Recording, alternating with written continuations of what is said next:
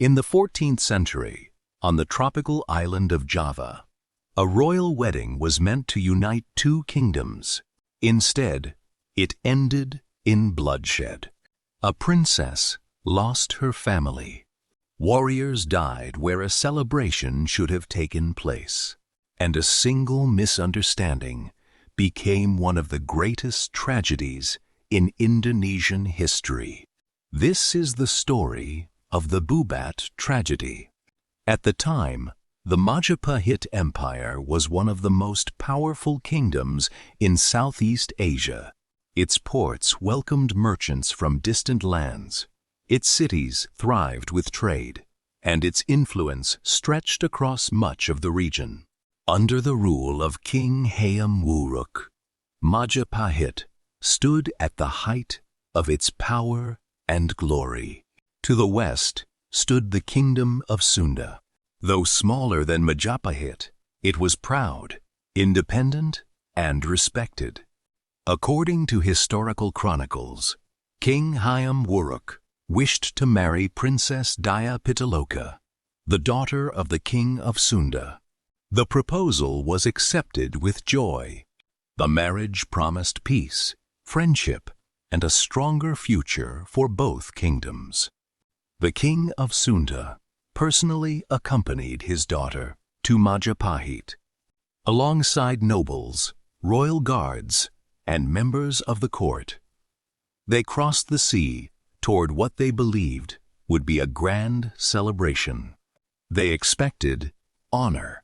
They expected welcome. They expected peace.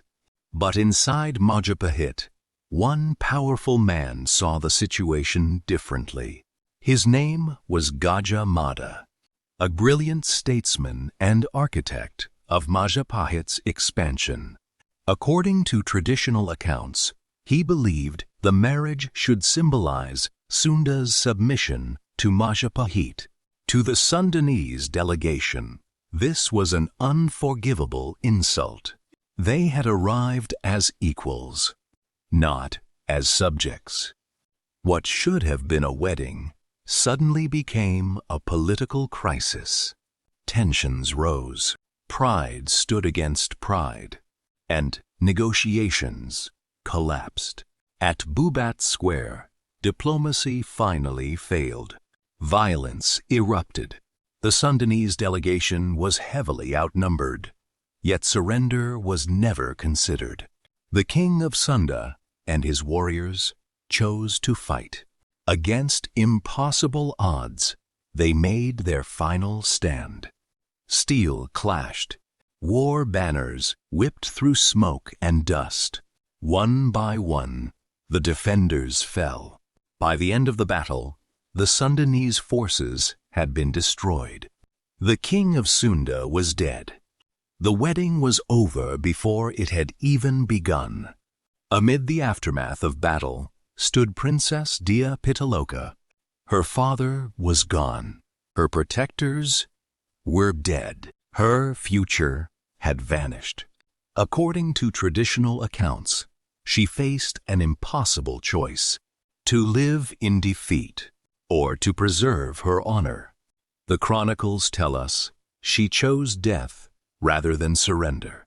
For centuries, her name would be remembered as a symbol of dignity, loyalty, and sacrifice. The Bubat tragedy left a wound that would be remembered for generations. What began as a royal wedding became one of Southeast Asia's most famous historical tragedies. It is a reminder that wars do not always begin with armies.